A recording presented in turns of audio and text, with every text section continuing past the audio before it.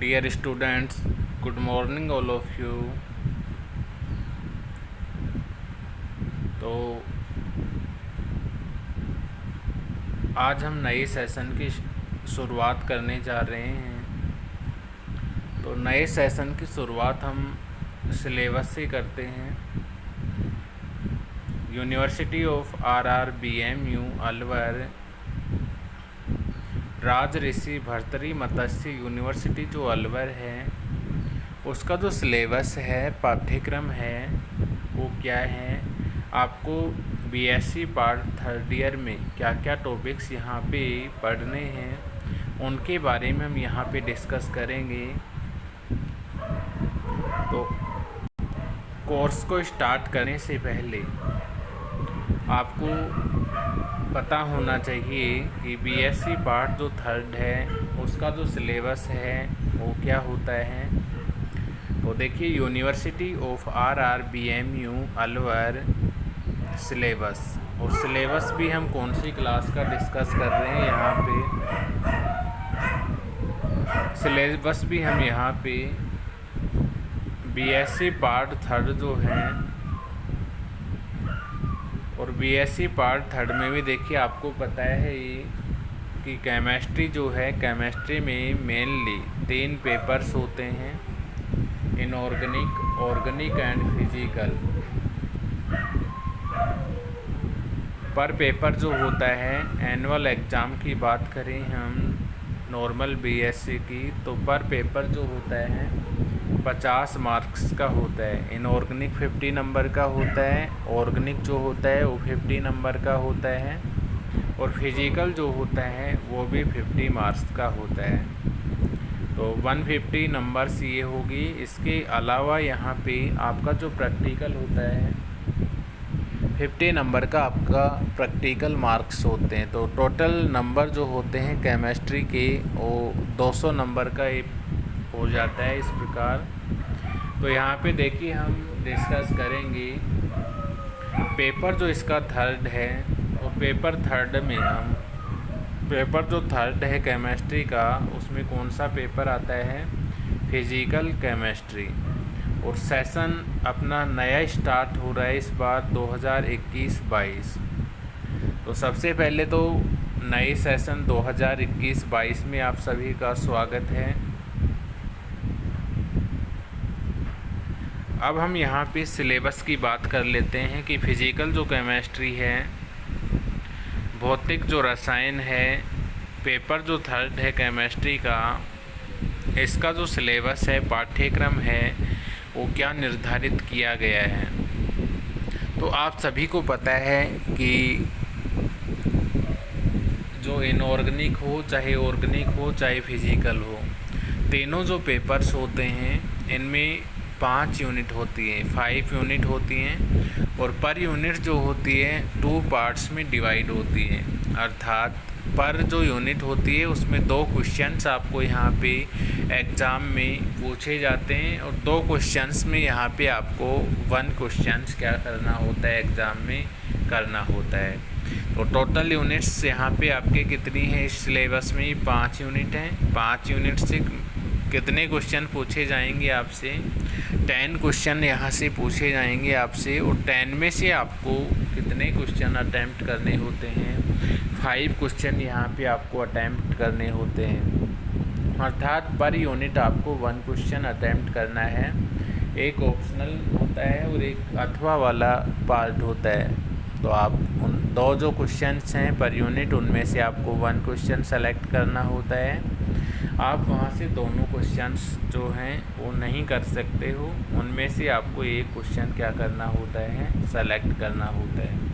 तो 5 यूनिट हो गई, टोटल क्वेश्चंस 10 हो गए, और 10 में से आपको कितने क्वेश्चंस करने हैं, 5 क्वेश्चंस अटैम्प्ट करने हैं। और टोटल नंबर ऑफ मार्क्स की यदि हम बात करें तो कितना होता है, 50 होता है। तो यहाँ पे देख लेते हैं हम, जो फिजिकल केमिस्ट्री है आपका पेपर थर्ड है, उसकी जो फर्स्ट यूनिट है वो क्या है। यूनिट फर्स्ट आपको यहाँ पे देखिए, आपका जो सिलेबस है उसके अकॉर्डिंग यूनिट फर्स्ट जो है वो क्या है, elementary quantum mechanism. Elementary quantum mechanism. इसको हिंदी में हम कहते हैं प्रारंभिक क्वांटम यांत्रिकी। यूनिट फर्स्ट आपकी है एलिमेंट्री क्वांटम मैकेनिज्म, प्रारंभिक क्वांटम यांत्रिकी। और प्रारंभिक क्वांटम जो यांत्रिकी की है, इसमें कौन कौन से टॉपिक्स हम यहाँ पे डिस्कस करेंगे। तो देखिए, black body radiation, black body जो रेडिएशन है इसके बारे में हम यहाँ पे डिस्कस करेंगे। ब्लैक बॉडी जो होता है वो क्या होता है, ब्लैक बॉडी जो रेडिएशन होता है इसको हम कृष्णिका विकिरण के नाम से जानते हैं। ब्लैक बॉडी को हम किसके नाम से जानते हैं, कृष्णिका विकिरण के नाम से इसको यहाँ पे जाना जाता है। तो सबसे पहला टॉपिक यहाँ हम डिस्कस करेंगे ब्लैक बॉडी रेडिएशन, कृष्णिका विकिरण होता क्या है उसके बारे में, प्लांक्स रेडिएशन लॉ। इसके पश्चात हम यहाँ पे प्लांक का जो विकिरण नियम है उसके बारे में हम यहाँ पे डिस्कस करेंगे।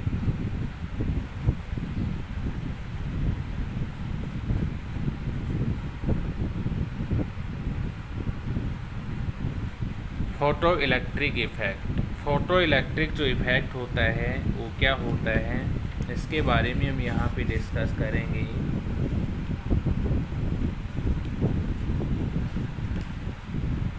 फोटो इलेक्ट्रिक जो इफेक्ट होता है इसको हिंदी में हम कहते हैं प्रकाश विद्युत प्रभाव।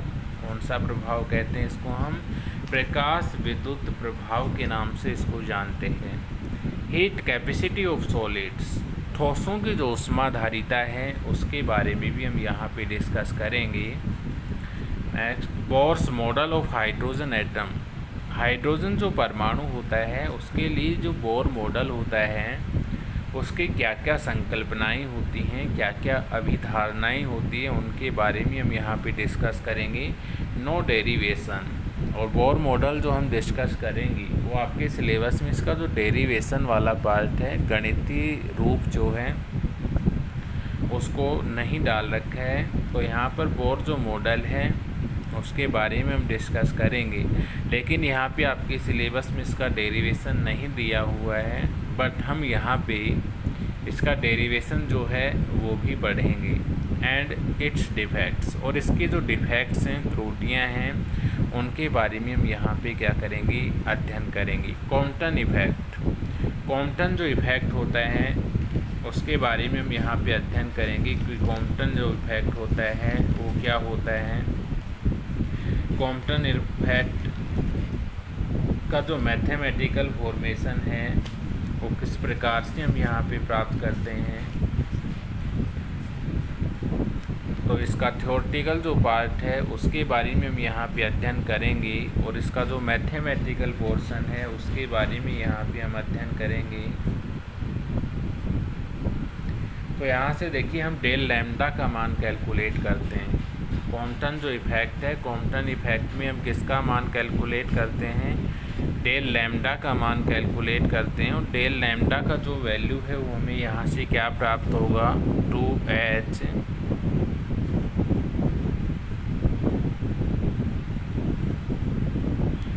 2h by m note c, 2h by m note c sine square, और ये हमें प्राप्त होता है θ/2। तो जब हम यहाँ से कॉम्पटन इफेक्ट डिस्कस करेंगे तो कॉम्पटन जो इफेक्ट है इसमें हमें डेल एल जो है, डेल एल इक्वल टू हमें यहाँ से प्राप्त होगा 2h by m note c sine square θ/2। ये किस प्रकार से आया है इसके बारे में हम यहाँ पे अध्ययन करेंगे। इसके बाद देखिए यहाँ पे de Broglie hypothesis, de Broglie जो इक्वेशन होती है उसके बारे में हम यहाँ पे अध्ययन करेंगे। और डी ब्रोगली जो इक्वेशन होती है वो क्या होती है, n lambda equal to 2d sine theta. De Broglie equation यहाँ पे क्या होती है,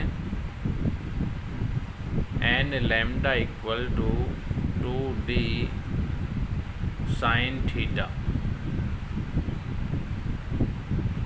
तो यहाँ से डी ब्रोगली इक्वेशन हम कैलकुलेट करेंगे n lambda equal to 2d sine theta, Heisenberg अननर्सेटरी प्रिंसिपल।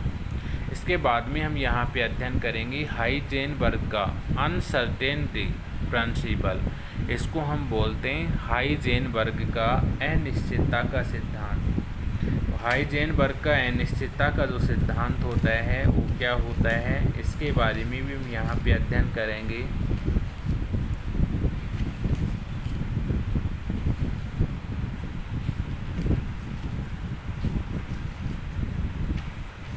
कॉम्पटन प्रभाव जो है इसका प्रायोगिक जो सत्यापन होता है वो किस प्रकार से किया जाता है, इसके बारे में भी हम यहाँ पे क्या करेंगे, डिस्कस करेंगे। तो हाइजेनबर्ग का अनिश्चितता का जो सिद्धांत है वो क्या कहता है कि यहाँ से डेल एक्स का जो वैल्यू है, डेल एक्स का जो वैल्यू है उसको हम यदि डेल पी के वैल्यू से मल्टीप्लाई करते हैं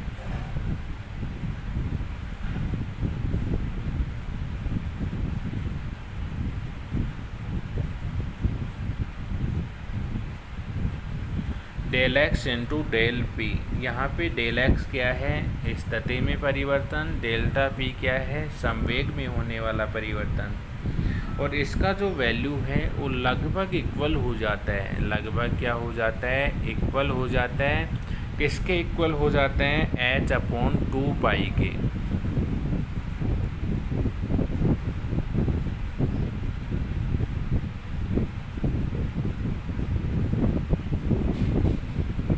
h अपॉन 2 पाई के क्या हो जाता है, यहाँ पे इक्वल हो जाता है। इसको हम क्या कहते हैं, हाइजेनबर्ग का जो अनिश्चितता का जो सिद्धांत है। डी ब्रोगली का जो इक्वेशन होता है वो क्या होता है, आपको अभी ध्यान रखना है, एन लैम्डा इक्वल टू होता है 2d sine theta.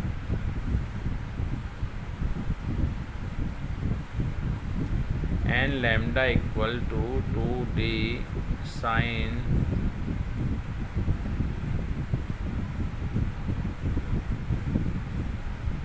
Theta. Next topic की हम यहाँ पे बात करेंगे साइनोसॉइडल वेव इक्वेशन। साइनोसॉइडल जो तरंग समीकरण होती है वो क्या होती है, तो यहाँ से साइनोसॉइडल जो समीकरण है वो भी इस यूनिट का इम्पोर्टेंट पार्ट है। इसका जो मैथमेटिकल फॉर्मेशन होगा उसका कैलकुलेशन हम यहाँ से करेंगे। और साइनोसॉइडल जो समीकरण होती है वो क्या प्राप्त होती है, यहाँ से आपको ध्यान रखना है।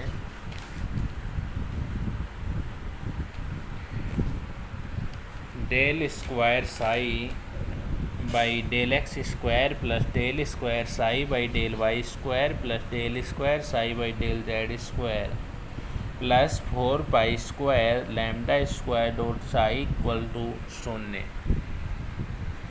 तो आपको यहाँ से ध्यान रखना है, साइनोसॉइडल जो समीकरण हम यहाँ से कैलकुलेट करेंगे तो यहाँ से हमें क्या वैल्यू प्राप्त होगा, del square psi by del x square. इसी प्रकार क्या करोगी, del square psi by del y square plus del square psi by del z square plus का क्या होगा 4 pi square lambda square psi equal to 0। तो यहाँ से आपको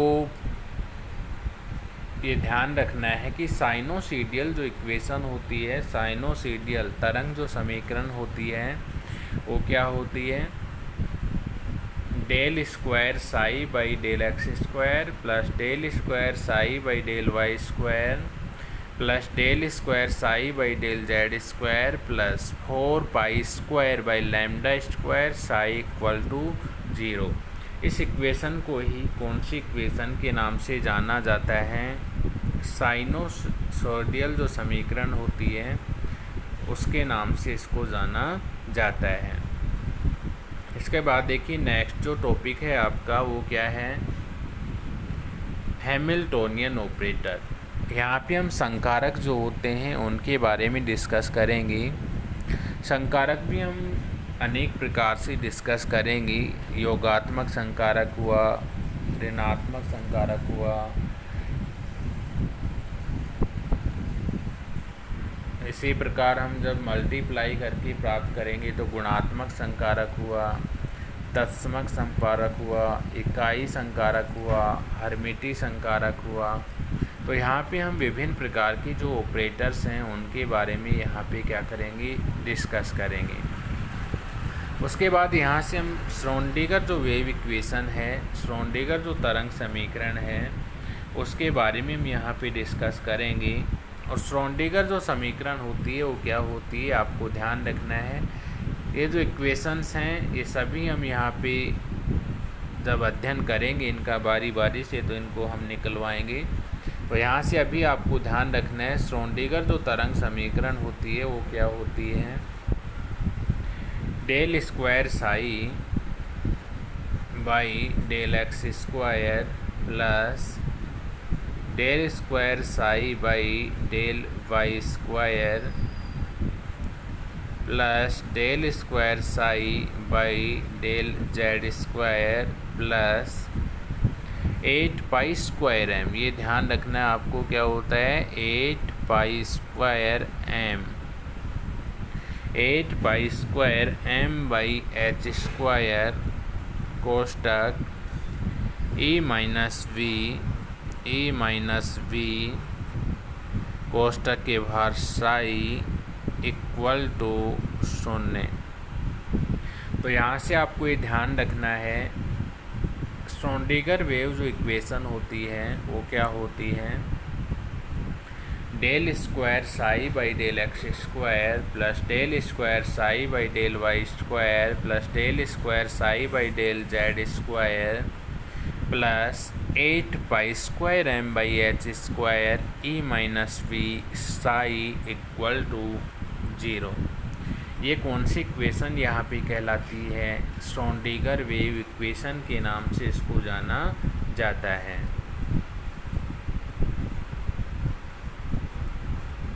इसके बाद में हम यहाँ पे श्रोडिंगर जो वेव इक्वेशन है इसके इम्पोर्टेंस के बारे में यहाँ पे डिस्कस करेंगे।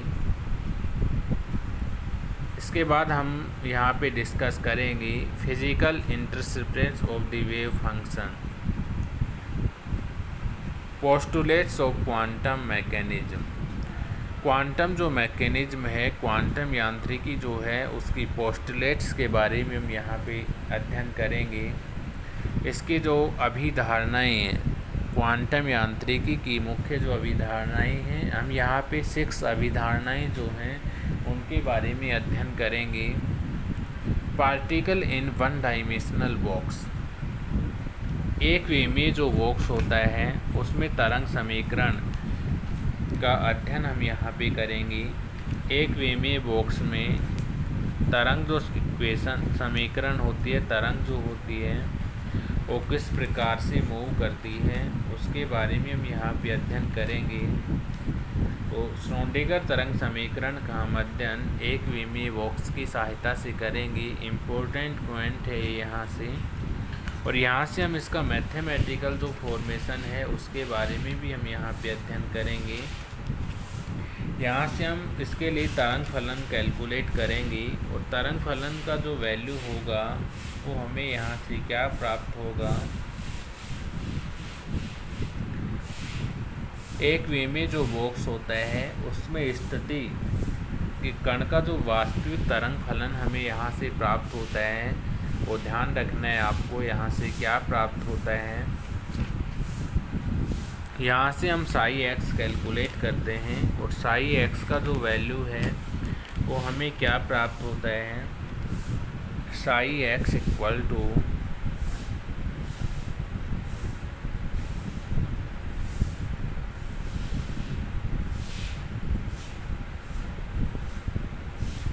साई एक्स इक्वल टू हमें यहाँ से प्राप्त होता है एक का वैल्यू आप यहाँ पे बाद में पुट कर सकते हो, एक का मान कैलकुलेट करके। और एक का मान यदि हम यहीं पे पुट करते हैं तो ये क्या वैल्यू हमें प्राप्त होता है,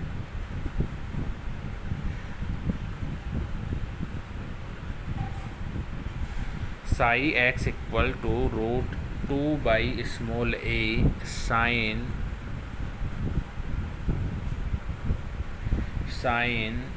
n पाई बाई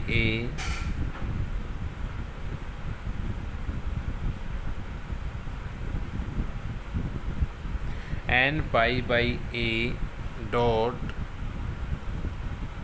x। तो यहाँ से एक वे में जो बॉक्स होता है उसमें श्रोडिंगर जो तरंग वेव जो इक्वेशन होता है, श्रोडिंगर जो समीकरण होती है उसका जो इक्वेशन है वो हमें यहाँ से क्या प्राप्त होता है, psi x equal to root 2/a।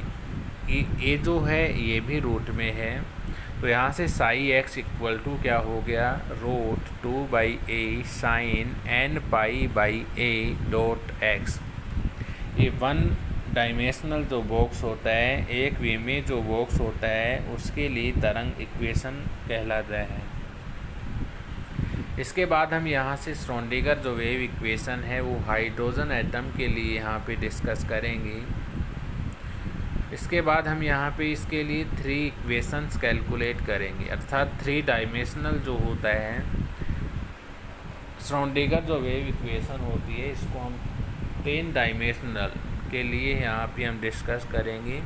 और इसमें जो इसका मैथमेटिकल फॉर्मेशन है वो आपके सिलेबस में नहीं दिया गया है, अर्थात विदाउट डेरिवेशन, इसका डेरिवेशन सिलेबस में शामिल नहीं किया गया है। Quantum number and there importance, quantum numbers क्या होते हैं उनके बारे में हम यहाँ पे डिस्कस करेंगे। Hydrogen like wave function, radical wave function, angular wave function. इसके बाद हम यहाँ पे वेव फंक्शन जो होते हैं, तरंग फलन जो होते हैं हाइड्रोजन के समान, उनके बारे में हम यहाँ पे अध्ययन करेंगे।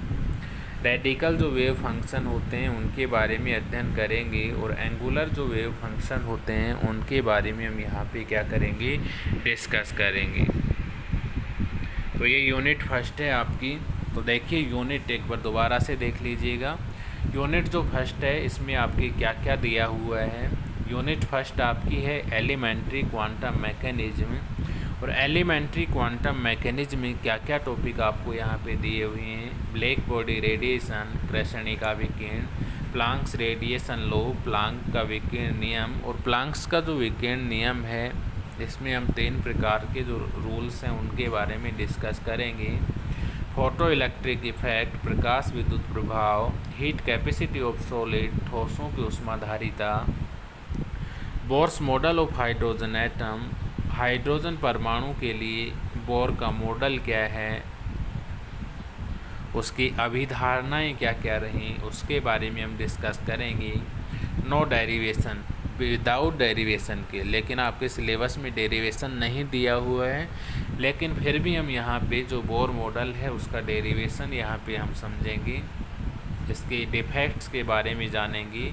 कॉम्पटन जो इफेक्ट होता है उसके बारे में हम अध्ययन करेंगे। और इसका जो मैथमेटिकल फॉर्मेशन है del lambda equal to 2h/m0c sine square थीटा/2, इसको हम यहाँ से कैलकुलेट करेंगे।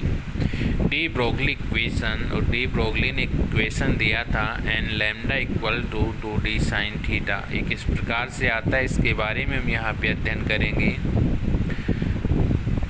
हाइजेनबर्ग अनसर्टेनिटी प्रिंसिपल, हाइजेनबर्ग की अनिश्चितता का जो सिद्धांत है उसके बारे में हम यहाँ पे अध्ययन करेंगे। और हाइजेनबर्ग की अनिश्चितता का जो सिद्धांत है वो क्या होता है, del x into del p लगभग इक्वल होता है h/2π के। और डेल एक्स यहाँ पे क्या होता है, स्थिति में परिवर्तन, डेल्टा पी क्या होता है यहाँ पे, संवेग में परिवर्तन। और इसका जो वैल्यू है वो किसके इक्वल होता है, h/2π के क्या होता है, इक्वल होता है। इसके बाद में यहाँ पे हम साइनोसॉइडल जो वेव इक्वेशन है, साइनोसॉइडल तरंग समीकरण जो होती है उसके बारे में अध्ययन करेंगे। बताया मैंने आपको क्या होती है। हैमिल्टनियन ऑपरेटर यहाँ पे डिस्कस करेंगे 4-5 प्रकार से। इसके बाद हम श्रोडिंगर तरंग समीकरण के बारे में अध्ययन करेंगे। वेव फंक्शन क्या होते हैं इसके बारे में अध्ययन करेंगे। Postulates of quantum mechanism, quantum यांत्रिकी जो होती है उसकी जो अभिधारणाएं हैं, 6 टाइप की जो अभिधारणाएं पोस्टुलेट्स हैं उनके बारे में हम यहाँ पे डिस्कस करेंगे। उसके बाद हम यहाँ पे 1 डायमेंशनल जो बॉक्स है उसके लिए वेव इक्वेशन हम यहाँ से कैलकुलेट करेंगे। Psi x equal to √2/a sin n π/a dot x, ये यहाँ से कैलकुलेट करेंगे। इसके बाद 1 पार्टिकल जो है 1 डायमेंशनल जो बॉक्स है उसमें पार्टिकल किस प्रकार से मूव करता है तो उसकी एनर्जी जो होती है, एनर्जी के बारे में हम यहाँ पे अध्ययन करेंगे। और उसके जो ऊर्जा और स्तर होते हैं, एनर्जी जो लेवल्स होते हैं उनके बारे में हम यहाँ पे अध्ययन करेंगे। हाइड्रोजन जो एटम होता है उसके लिए श्रोडिंगर जो वेव इक्वेशन है उसके बारे में हम अध्ययन करेंगे। 1 डायमेंशनल एंड 3 डायमेंशनल जो इक्वेशन होती है उनके बारे में। इसके बाद यहाँ से हम क्वांटम जो नंबर हैं उसके बारे में अध्ययन करेंगे। एंगुलर जो वेव फंक्शन है और रेडिकल जो फंक्शन है उनके बारे में हम यहाँ पे क्या करेंगे, अध्ययन करेंगे। तो मेनली आपको यहाँ से देखिए क्या क्या ध्यान रखना है, क्वेश्चन यहाँ से क्या क्या बन सकते हैं। एक तो ब्लैक बॉडी जो रेडिएशन है, ब्लैक बॉडी जो रेडिएशन होता है इसके बारे में वो आपसे यहाँ पे शॉर्ट नोट्स पूछ सकता है कि कृष्णिका विकिरण क्या होती है, इसके बारे में यहाँ से आप बताइए। तो शॉर्ट नोट्स में आपसे क्या पूछ सकता है, कृष्णिका विकिरण। इसके बाद में यहाँ से प्लांक को जो रेडिएशन लॉ है, 3 नियम हैं उनके बारे में डिस्कस करेंगे। फोटो इलेक्ट्रिक इफेक्ट क्या होता है, ठोसों की ऊष्माधारिता क्या होती है, बोर का मॉडल की अभिधारणाएँ क्या हैं, डी ब्रोगली क्या है, कॉम्पटन इफेक्ट क्या है और हाइजेनबर्ग की जो अनिश्चितता का सिद्धांत है वो क्या होता है, यहाँ तक आपको क्या है। और साइनोसॉइडल जो वेव इक्वेशन है, यहाँ तक आपको एक क्वेश्चन इस यूनिट से मिल जाएगा। तो फर्स्ट पार्ट जो हुआ इस यूनिट का वो कहाँ से स्टार्ट हो गया, ब्लैक बॉडी जो रेडिएशन है, ब्लैक बॉडी रेडिएशन से, ब्लैक बॉडी रेडिएशन जो है कृष्णिका जो विकिरण है यहाँ से लेके प्रकाश विद्युत प्रभाव, ठोसों की ऊष्माधारिता, Bohr model of hydrogen atom, Compton effect, de Broglie, Heisenberg की अनिश्चितता का सिद्धांत और साइनोसॉइडल वेव इक्वेशन और हैमिल्टनियन जो ऑपरेटर होते हैं, संकारक जो होते हैं, यहाँ तक आपको इस यूनिट में एक क्वेश्चन मिल जाएगा। और इसमें एक ये भी ध्यान रखना आपको, postulates of quantum mechanism important है। यहाँ से क्वांटम जो यांत्रिकी होती है उसकी जो अभिधारणाएं हैं वो क्या होती हैं।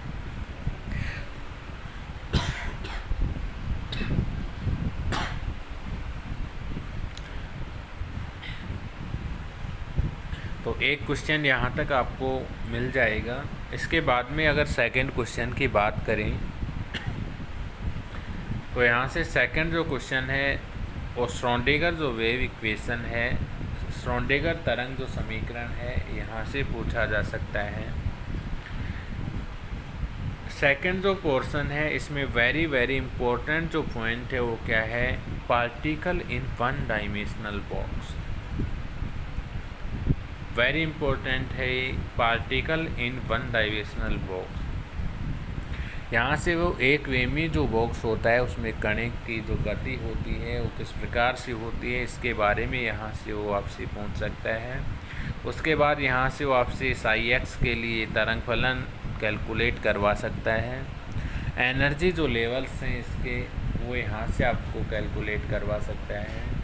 और एनर्जी जो लेवल्स है उनका रिप्रेजेंटेशन किस प्रकार से करते हैं वो यहाँ से आपको पूछ सकता है। तो जो इस यूनिट का जो सेकंड पार्ट है उसका मोस्ट इम्पोर्टेंट पॉइंट कौन कौन से हैं, postulates of quantum mechanism, quantum जो मैकेनिज्म है उसके मुख्य जो पोस्टुलेट्स हैं वो क्या क्या हैं, एंगुलर वेव फंक्शन क्या होता है, हाइड्रोजन जो एटम है उसके लिए श्रोडिंगर जो वेव इक्वेशन है, क्या होती है, एक विमीय बॉक्स में जो कण होता है वो किस प्रकार से गति करता है, और एक कौन सा श्रोडिंगर जो वेव इक्वेशन है, श्रोडिंगर जो तरंग समीकरण है वो किस प्रकार से हम हाइड्रोजन जो एटम है उसके लिए यहाँ पे कैलकुलेट करते हैं।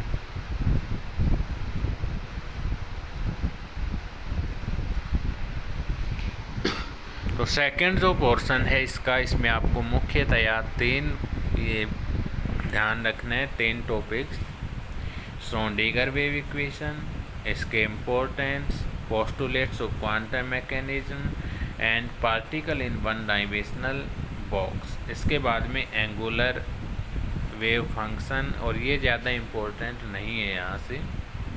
इससे नीचे जो भी ये टॉपिक्स हैं, quantum number and there importance, hydrogen like wave function, radical wave function, angular wave function, ये यहाँ पे इतने इम्पोर्टेंट नहीं है। तो सेकंड जो पोर्शन है इसमें आपको 3 टॉपिक्स ध्यान रखने हैं: श्रोडिंगर वेव इक्वेशन, इसके physical intercept relation, postulates of quantum mechanism and particle in one dimensional box.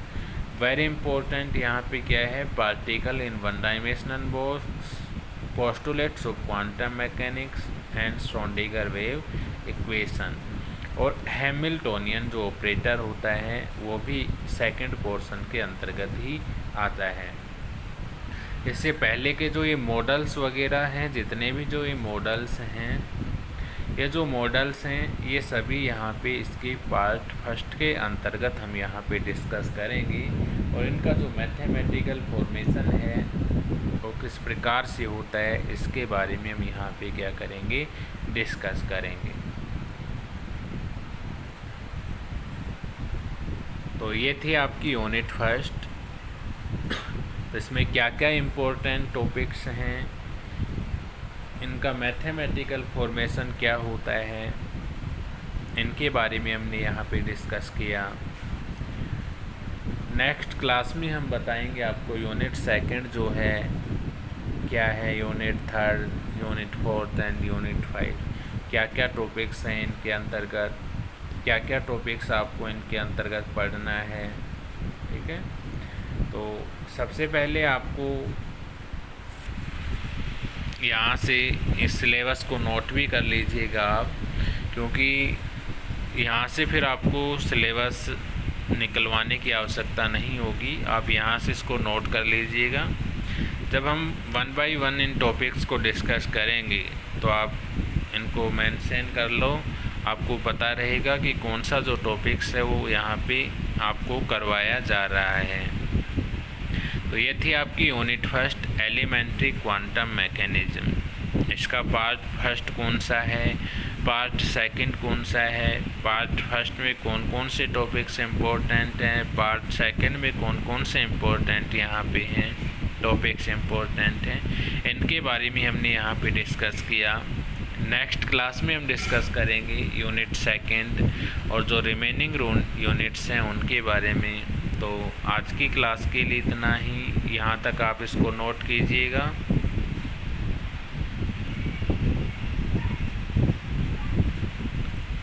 तो आज के लिए इतना ही। Thanks all of you.